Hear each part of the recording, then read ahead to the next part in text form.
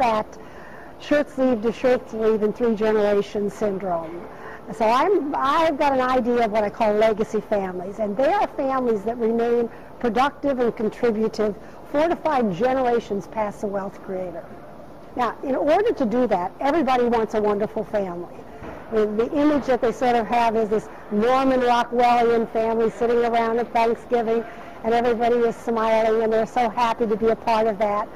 But unfortunately, the reality of it is that families fall apart. And as I looked at families, I was for many years a psychologist for the Beverly Hills school system. So I certainly didn't have a chance to look at functional families. That was not what the district paid me for. But what I became very much aware of is the families that ended up in my office were not trying to be bad parents, and they were not trying to create dysfunction. They just didn't have a clue about the strategy of a family. Because there are 2 businesses. There's a business of the business, and people pay a lot of attention to the business of the business. And they create mission statements, and they have meetings, and they communicate, and they hold people accountable. But there's a business of the family, too. And you really need to apply that same kind of business strategy to the family if you want to end up with this loving, connected, happy family that is going to be positively functional and contributive. It doesn't happen because you sit back and say, I really would like to have a happy family. So the kind of work that I do is very much directed into what are the strategies, what do families need to learn, what do they need to develop in order for them to become great families. Now, one of the critical aspects of this is what is the wealth of the family. And I'm looking at the human capital account, the intellectual capital account, the financial capital account, and the social capital account. So we have almost like 4 bank accounts. And there's bodies of knowledge in each of these accounts. And these great healthy families are constantly making deposits. Like, for example, under human capital, what is it that you make a deposit with? It means you learn how to be an effective parent or a grandparent. It means that you really understand how to communicate. That means you take communication workshops, you work on open, transparent communication within the family. You deal with conflict. You understand how we resolve conflict. Conflict is not bad. It's the unresolved conflict that is such a problem. You learn about how you collaborate and how you build consensus, and what are the values and the morals and the ethics, and what's the family leadership, and how do we train the next generation. I mean, everything that you do in those areas, you just made a big deposit in human capital. In the intellectual capital account, we look at education and career choices and mentoring and coaching opportunities within the family or outside the family, and how does each generation establish governance. And by that we would mean, the rules by which they make decisions. The senior generation, say mother and father, it may look to the next generation like it's a one-shot decision maker. Now usually, no matter if we've got a powerful male or a powerful female, there's usually some collaboration, but it really looks like one primary leadership style.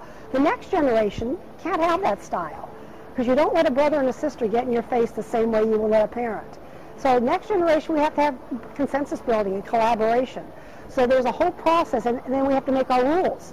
The governance is, how does generation 2, for example, decide who makes decisions, how, under what conditions, who takes leadership in what areas. And in generation 3, each generation has to have their own set of governance rules. And then we have to have sort of a governance structure on the extended family. How do these collective and collaborative decisions get made? That's all part of intellectual. Financial is very important.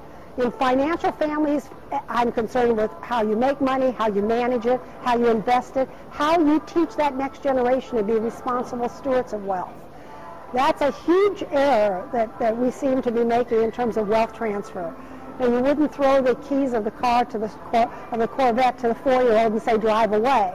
Well, then how do you think you can pass big assets down to the next generation without having educated them, having them had some experience, training them in how to manage those assets? So financial parenting is a big part of that financial account, and the psychology of money. What does money mean to you, and all the family business issues. All of that is part of everything you learn. You just made a deposit in financial capital. And finally, social capital. What is the philanthropic activities of the family? And all great families have that. whether it's a family foundation, a donor-advised fund, volunteerism, checkbook writing, but somehow or other these families all say it's our obligation, to make the world a better place. So we've got these 4 capital accounts that these great families are continually looking to build and develop. Now the process, there's some definite structure that these families create. They develop a family constitution, which has a written strategic plan and a mission vision statement that is articulated, and then we develop strategies.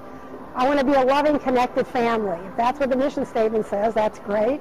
But now the next step is, okay, what are we doing this year that would be loving and connected? And what is the role that each person has to do? And at the end of the year, at the next family meeting, how do we hold you accountable?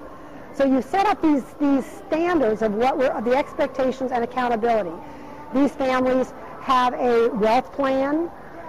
If they have a family business, they have a family business policy handbook, which they have articulated and written down, who gets employed, under what conditions, what's compensation, what's the relationship of the family to the community, how do decisions get made within the family structure. All the family business policies are in that. They have shared asset agreements, which each shared asset has its own set of shared asset agreements, which provide for getting out. How do I get out of this shared asset and still be part of the family? If we have that all decided before there's a problem, then it's just a process that we kind of trigger. These families have family banks, which kind of support the entrepreneurship, the increasing the financial capital of the family. These are just some of the, they have formalized family meetings. You can't have a business without having meetings and without connecting. And so these families, do have family meetings. And these are just some of the structures. And when you put these in place and develop strategies, you're going to have a much better chance of having this wonderful, loving, connected, functional family that everybody wants to have, particularly as we move out generationally.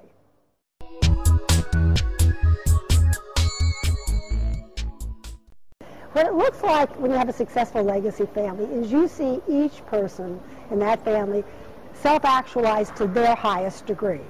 So they are engaged, they are passionate about what they are doing, they are feeling good about themselves. Everyone can be doing different things and being respected. It's not the person who's the great money maker. It's not the one who went to Wall Street. It could be the teacher, it could be the dancer, it could be a handicapped child who has developed a talent to do something. That's when we're looking at how we define success. Success is a very elusive concept, but it gets defined individually for each family member. So what would success look like, and how have we helped our families achieve this success? At that particular point, you can look around and you say, I've really done a good job. I've created this solid foundation for the continuation of a legacy family.